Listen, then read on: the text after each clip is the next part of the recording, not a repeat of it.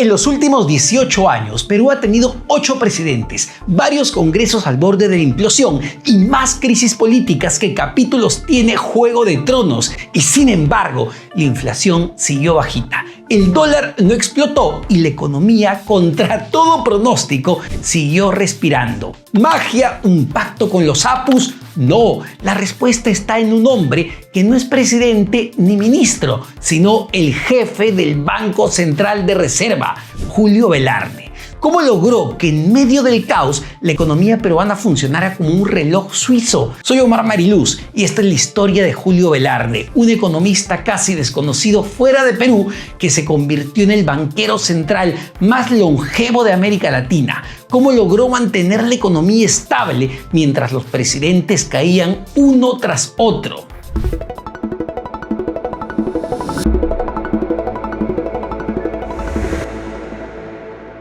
Julio Velarde nació en Lima en 1952. Desde niño mostraba una memoria prodigiosa y pasión por los números. Graduado primero de su promoción en la Universidad del Pacífico, obtuvo un máster en Brown University y completó estudios doctorales. Como profesor fue conocido por su exigencia brutal. En su curso de teoría monetaria, la mitad de los alumnos desertaban.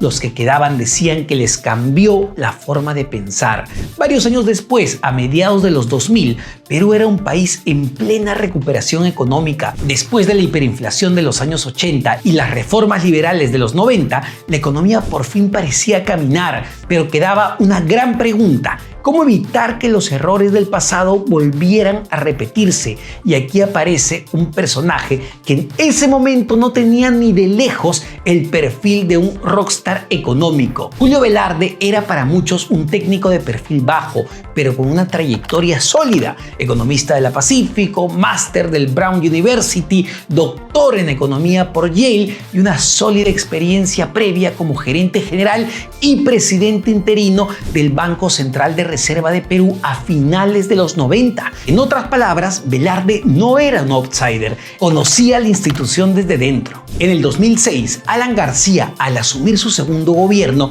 necesitaba a alguien capaz de garantizar la estabilidad monetaria. Su primera gestión había sido marcada por la hiperinflación, la debacle económica y no quería repetir la historia. Así, Julio Velarde, que en la campaña presidencial era el jefe del plan económico de la principal rival de Alan, la derechista Lourdes Flores, fue nombrado presidente del Banco Central de Reserva del Perú para tratar justamente de dar tranquilidad a los mercados en ese momento. Lo que nadie imaginaba era que ese nombramiento sería el inicio de una de las gestiones más largas y más estables en la historia económica de América Latina. Pero ¿qué ha convertido a Julio Velarde en una figura preponderante, no solo en la política económica del Perú, sino en la política de estabilidad en general de este país? A ver, la autonomía institucional en un país donde nada es autónomo. Imagina un país donde los presidentes cambian más rápido que los ministros de Economía de Argentina, donde el Congreso es más pleitista y desleal que Juego de Tronos y donde la política parece un deporte extremo. Uno pensaría que entre tanta inestabilidad la economía del país estaría en el subsuelo. Sin embargo, hay una institución que sigue funcionando como un reloj suizo.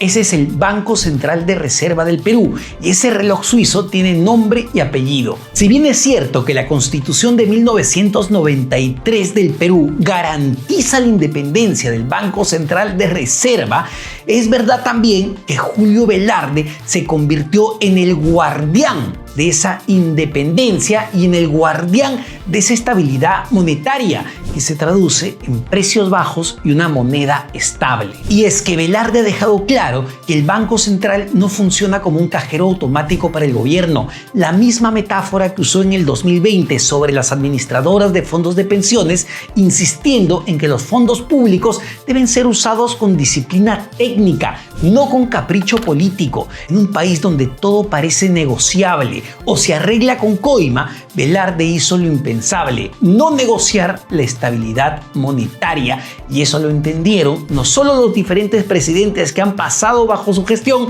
sino también los diferentes congresos de la República hasta ahora. A ver, otro punto clave son los precios al consumidor. La inflación promedio de 2.5% en 18 años. Mientras tanto, en la región, otros países vivían los verdaderos dramas económicos. Incluso en el 2021, en plena pandemia, con protestas en las calles, Perú cerró con 6,4% de inflación, alto para los estándares locales, pero ridículamente bajo comparado con el vecindario. Como dijo el prestigioso diario Financial Times, Velarde ha logrado que cuando se trata de inflación, el chiste se acaba y que su banco central a veces parezca alemán, disciplinado, previsible, casi impasible, incluso bajo presión.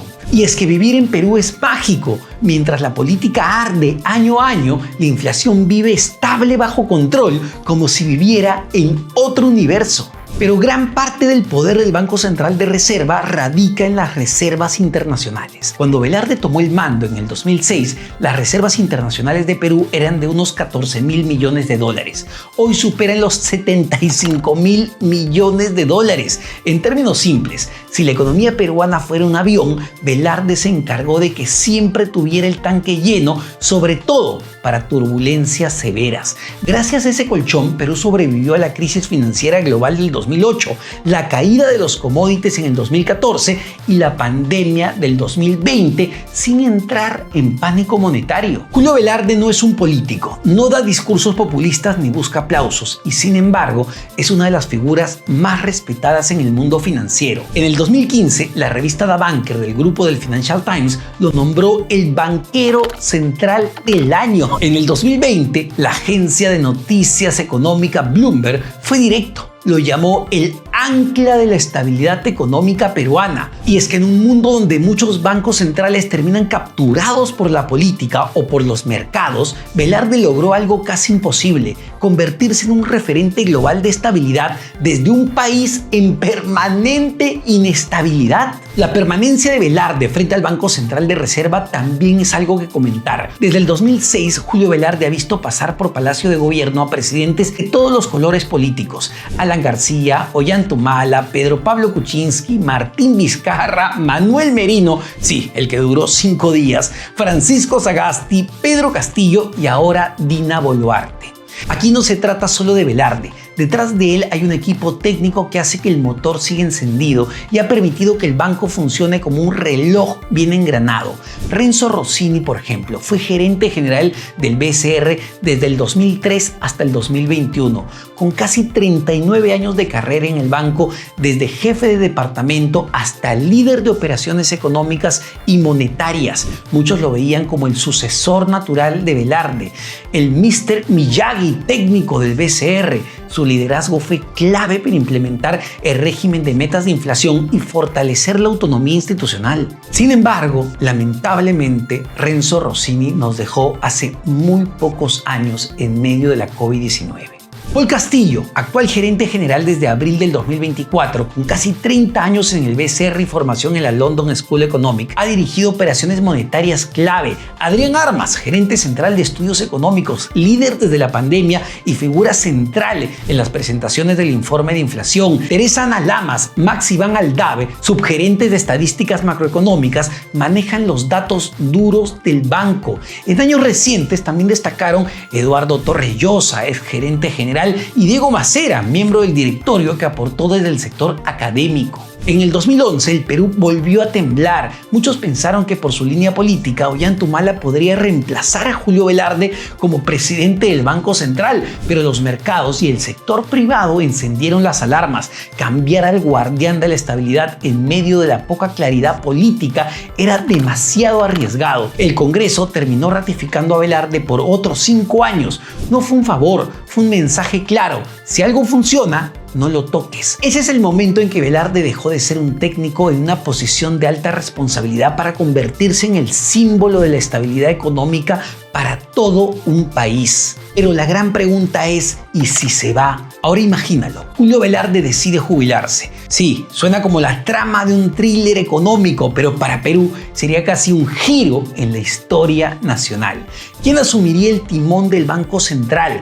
¿Hay un pupilo listo para tomar la posta o tendremos que rezarle al dólar para que no se dispare? Velarde ha mantenido la inflación en promedio en 2.5 a 3% durante casi 2 décadas, mientras las reservas internacionales crecían a niveles récord. Pero cuando decida que es el momento de maratonear en Netflix y dormir hasta tarde, la pregunta inevitable será: ¿podrá el Banco Central de Reserva de Perú sostener esa estabilidad o todo dependía de un solo hombre?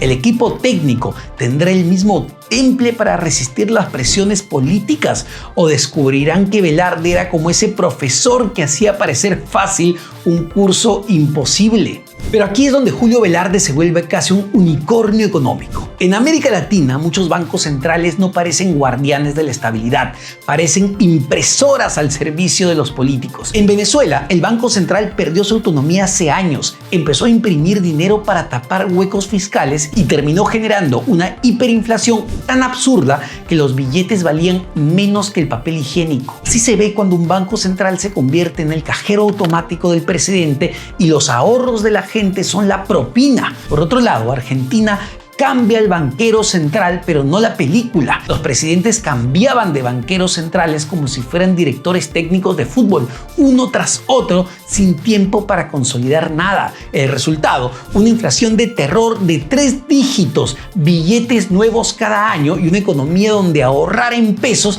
era casi un deporte extremo antes de Milei. Bajo el mandato de la motosierra han habido profundos ajustes. La inflación bajó de 300% a cerca de 43% en el 2025, pero se acompañó de recortes drásticos del gasto, contracción del PBI y pobreza transitoria creciente, temas de los cuales ya hablamos en este video. Por este y otros ejemplos de la región, Velarde es el raro caso de la cordura. Perú encontró la fórmula, no sé cómo explicarlo, pero se ve como este meme.